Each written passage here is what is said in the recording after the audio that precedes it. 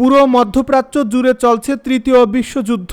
আমাদের হাতে এসেছে এ যুদ্ধের গুরুত্বপূর্ণ আপডেট সংবাদের শিরোনাম।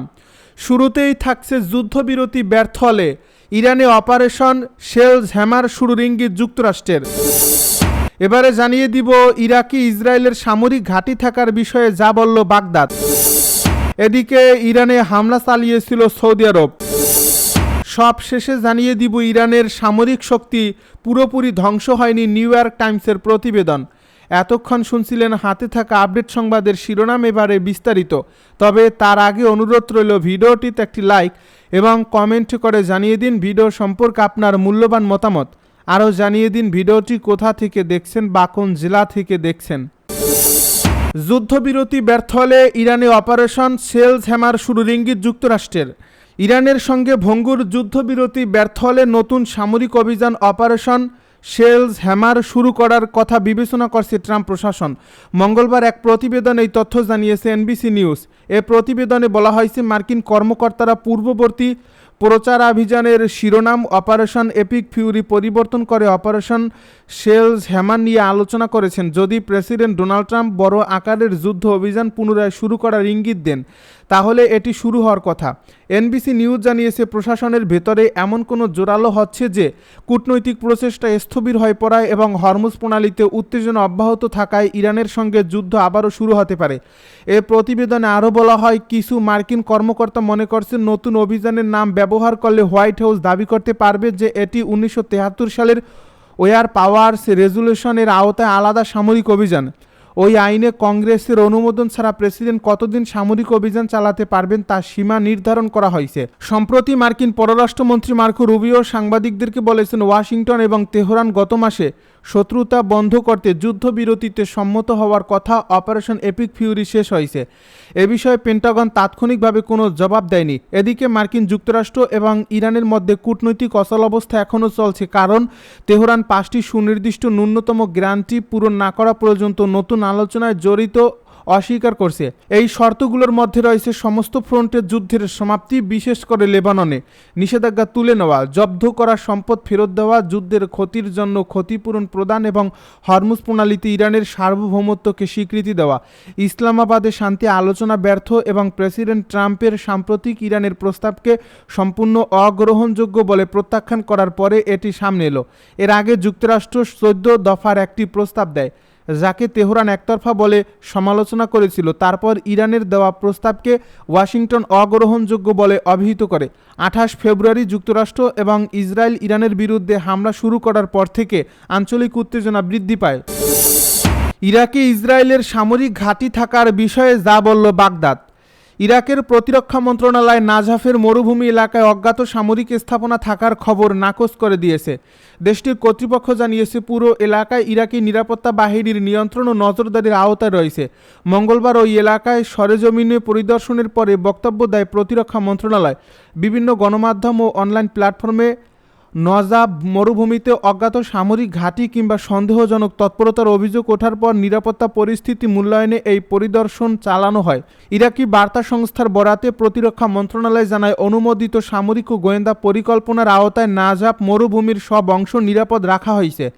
কর্তৃপক্ষ বলছে সেখানে কোনো অজ্ঞাত সামরিক তৎপরতা বা স্থাপনা নেই। একই সঙ্গে কিছু গণমাধ্যম ও অনলাইন প্ল্যাটফর্মের বিরুদ্ধে বিভ্রান্তিকর তথ্য ছড়ানোর অভিযোগও তুলছে ইরাক সরকার। এর আগে সোমবার রাতে ইরাকি জয়েন্ট অপারেশনস কমান্ডের সিকিউরিটি মিডিয়া সেল এবং বিবৃতিতে জানায়, ইরাকি ভূখণ্ডে বিশেষ করে নুখেইবের পূর্বে কারবালার মরুভূমি এবং নাজাফ এলাকায় অনুমোদিত ঘাঁটি ও বাহিনীর উপস্থিতি নিয়ে প্রকাশিত প্রতিবেদন ও বক্তব্য আমরা নিবিড়ভাবে পর্যবেক্ষণ করছি। এই বিবৃতিতে গত 5 মার্চের একটা ঘটনার কথা উল্লেখ করে বলা হয়, কারবালা অপারেশনস কমান্ডো ও নাজাব থেকে ইরাকি নিরাপত্তা বাহিনী অভিযান চালিয়ে অজ্ঞাত ও অনুমোদিত সশস্ত্র গোষ্ঠীর মুখোমুখি হয়। ওই গোষ্ঠীকে আকাশপথের সহায়তা দেওয়া হচ্ছিল বলেও দাবি করা হয়েছে। এ সংঘর্ষে ইরাকি নিরাপত্তা বাহিনীর এক সদস্য নিহত হন এবং আরও 2 জন আহত হন। এছাড়া একটি সামরিক যান অচল হয়ে যায় বলে জানায় কর্তৃপক্ষ। এই বিবৃতিতে বলা হয়, আমাদের নিরাপত্তা বাহিনী ওই এলাকা ও আশপাশে পৌঁছায়, যেখানে উপস্থিতি বজায় রাখতে দৃঢ় প্রতিজ্ঞ ছিল। এর ফলে অনুমোদিত দলগুলো এলাকা ছেড়ে সরে যেতে বাধ্য হয়। ইরাকি কর্তৃপক্ষ আরও জানায়, প্রতিবেশী দেশগুলোর আন্তর্জাতিক সীমান্ত পর্যন্ত মরুভূমি অঞ্চলসহ সব এলাকায় নিয়মিত তল্লাশি ও নজরদারি অব্যাহত রয়েছে। এ বিবৃতিতে জোর দিয়ে বলা হয়, আলোচিত পুরো সময় জুড়ে ইরাকের ভূখণ্ডে কোনো অনুমোদিত সামরিক ঘাঁটি বা বাহিনীর অস্তিত্ব ছিল না। এর আগে রোববার আনাদুলুকে দেওয়া এক সাক্ষাৎকারে ইরাকের এক জ্যেষ্ঠ নিরাপত্তা কর্মকর্তা দেশটির মরুভূমিতে ইসরায়েলের গোপন সামরিক ঘাঁটি স্থাপনের খবরও অস্বীকার করেন। তিনি বলেন, ইরান বিরোধী বিমান হামলার পরিচালনায় সহায়তার জন্য ইসরায়েল ইরাকে গোপন ঘাঁটি স্থাপন করছে এমন দাবি মিথ্যা। ইরানে হামলা চালিয়েছিল সৌদি আরব। মধ্যপ্রাচ্যের চলমান যুদ্ধে উত্তেজনা বাড়ার মধ্যে ইরানের ভেতরে গোপনে একাধিক হামলা চালিয়েছিল সৌদি আরব। পশ্চিমা ও ইরানি কয়েকজন কর্মকর্তার বরাতে এমন তথ্য জানিয়েছে বার্তা সংস্থা রয়টার্স। এ প্রতিবেদনে বলা হয়, সৌদি আরবের উপর চালানো হামলার জবাবে পাল্টা এই সামরিক অভিযান চালানো হয়। এর ফলে হামলাগুলোর বিষয়ে আগে প্রকাশ্যে কোনো তথ্য দেওয়া হয়নি। দুই পশ্চিমা কর্মকর্তার দাবি, মার্চের শেষের দিকে সৌদি বিমান বাহিনী এসব হামলা চালায়। তাদের একজন বলেন, সৌদি আরবে হামলার প্রতিশোধ হিসেবেই পাল্টা হামলা চালানো হয়েছে। তবে কোন কোন স্থাপনাকে লক্ষ্য করে হামলা চালানো হয়েছে তা স্বাধীনভাবে নিশ্চিত করতে পারেনি রয়টার্স। এ বিষয়ে মন্তব্য জানতে চাইলে সৌদি পররাষ্ট্র মন্ত্রণালয়ের এক জ্যেষ্ঠ কর্মকর্তা সরাসরি হামলার বিষয়টি স্বীকার বা অস্বীকার করেননি। অন্যদিকে ইরানের পররাষ্ট্র মন্ত্রণালয়ও কোনো মন্তব্য করেনি। এই ঘটনা সৌদি আরবের নিরাপত্তাজনিত বড় পরিবর্তনের ইঙ্গিত দিচ্ছে। এতদিন দেশটির নিরাপত্তার জন্য মূলত যুক্তরাষ্ট্রের সামরিক সুরক্ষার উপর নির্ভরশীল ছিল। তবে 10 সপ্তাহ ধরে চলা আঞ্চলিক সংঘাতে সেই নিরাপত্তা বলয়ে দুর্বলতা দেখা দেওয়ার পর সৌদি আরব আরও সরাসরি ও আক্রমণাত্মক অবস্থান নিয়েছে বলে ধারণা করা হচ্ছে। সৌদি আরব ও ইরান দীর্ঘদিন ধরেই মধ্যপ্রাচ্যে প্রতিদ্বন্দ্বী হিসেবে বিবেচিত হয়ে আসছে। ইরানের সামরিক শক্তি পুরোপুরি ধ্বংস হয়নি, নিউ ইয়র্ক টাইমসের মন্তব্য। যুক্তরাষ্ট্রের হামলায় ইরানের সামরিক শক্তি পুরোপুরি ধ্বংস হয়নি বলে দাবি করছে মার্কিন গোয়েন্দা সংস্থাগুলো, বরং দেশটি এখনও উল্লেখযোগ্য ক্ষেপণাস্ত্র সক্ষমতা ধরে রেখেছে বলে এক প্রতিবেদনে জানিয়েছে নিউ ইয়র্ক টাইমস। এ প্রতিবেদন অনুযায়ী মে মাসের শুরুতে প্রস্তুত করা গোপন গোয়েন্দা মূল্যায়নে দেখা গেছে, হরমুজ প্রণালীর আশপাশে থাকা ইরানের 33টি ক্ষেপণাস্ত্র ঘাঁটির মধ্যে 30টি আবার কার্যক্রম চালানোর সক্ষমতা ফিরে পেয়েছে। এতে আরও বলা হয়, সাম্প্রতিক যুক্তরাষ্ট্র ইসরায়েল হামলার পরও ইরান যুদ্ধের আগের প্রায় 70% ক্ষেপণাস্ত্র ও মোবাইল লঞ্চার এখনও ধরে রেখেছে। এছাড়া দেশ জুড়ে থাকা ভূগর্ভস্থ ক্ষেপণাস্ত্র সংরক্ষণ ও উৎক্ষেপণ কেন্দ্রগুলোর প্রায় 90% আংশিক ও পুরোপুরি সচল রয়েছে।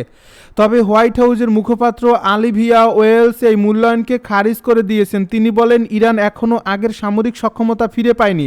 এর মতে, যারা মনে করে ইরান তার সামরিক শক্তি পুনর্গঠন করছে তারা হয় বিভ্রান্ত, নয়তো আইআরজিসির পক্ষ নিচ্ছে।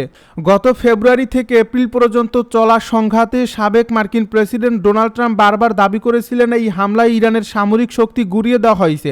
তবে সংঘাত চলাকালে ইরানও পাল্টা অন্তত 100 দফা হামলা চালায় বলে প্রতিবেদন উল্লেখ করা হয়েছে। এসব হামলার লক্ষ্য ছিল অঞ্চল জুড়ে যুক্তরাষ্ট্র ও ইসরায়েলের গুরুত্বপূর্ণ সামরিক ও কৌশলগত স্থাপনা।